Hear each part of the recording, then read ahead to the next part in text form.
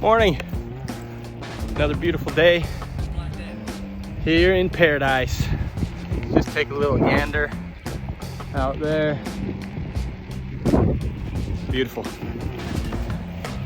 Today, I'm going to talk about something that some people think is controversial, but that is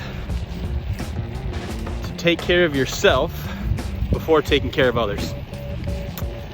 Some people think that's selfish, self-centered, and I say, yes, it is.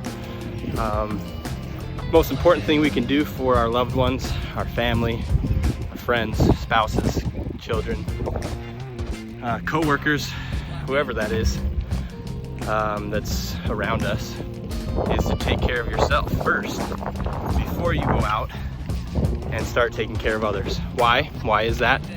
If you're the leader of your family, if you are going to lead your spouse and your children, then they deserve and expect the best possible version of yourself that you can become.